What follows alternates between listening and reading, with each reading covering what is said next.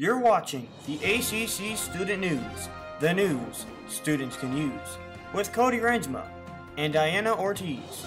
This is the ACC Student News PM Edition.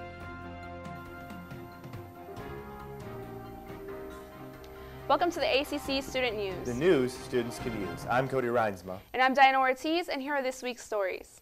An unanimous decision made by a House committee could lead to the elimination of admissions testing in Lake and Porter County.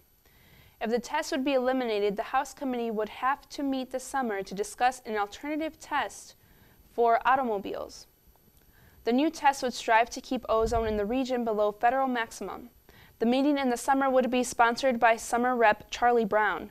Gary ozone levels have been fine for years, according to Brown, but the region by officials is considered to be the Chicagoland area, which is not in check for ozone levels, according to a 2011 reading that states Chicagoland area is 1 part per billion above the limit, according to a monitor on the border of Wisconsin and Illinois border.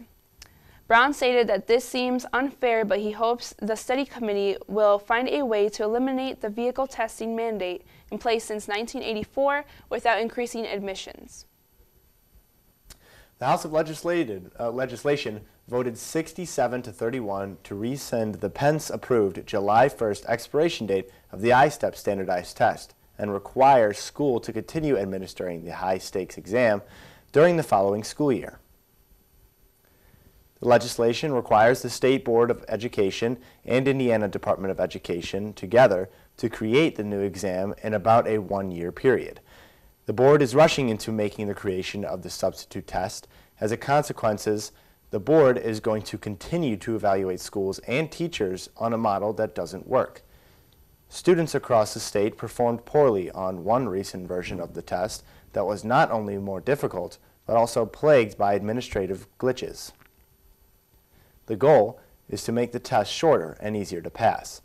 The new testing model that measures students' assessment in Indiana would include major changes, including allowing Indiana teachers to grade the written portions of the exam and also require that the students would only be tested once a year instead of twice under the current testing regimen.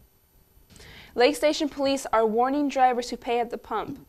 According to the Hammond Times, there has been a man who planted a card skimming device on gasoline pumps in the Lake Station area. This device captures unsuspecting victims' credit and debit card data. Police say that this man is said to be responsible for hundreds of credit cards being compromised and thousands of dollars worth of fraudulent purchases. There are several suspected service stations targeted by police.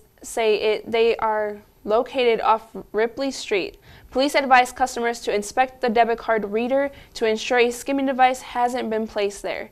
Customers should check the lock mechanism to the pump for any damages as well. Authorities warn those who have purchased from area service stations to check and monitor purchases daily for any suspicious transactions. 15-year-old Chestina Reeves, who was the subject of an Amber Alert earlier this week, has been charged in connection with her mother's murder. Officials said the teen's mother, 34-year-old Jamie Garnett's body, was found in her home in the 4400 block of West 23rd Place. Her cause of death was ruled a homicide attributed to stab wounds. Chestina Reeves was last seen around 2 a.m. Monday in the 2000 block of Main Street. According to a witness, 2 children came to my door a little after 2 a.m. and they said someone had come in and assaulted our mom. So they came here, said Reeves' aunt Kelly McMillan. By the time McMillan notified authorities, her niece, Reeves, ran out the back door. When my niece left as soon as the police came, I just had to tell them. She ran out the back door. She got out of here, McMillan said. Reeves has since been found and faces possible life imprisonment.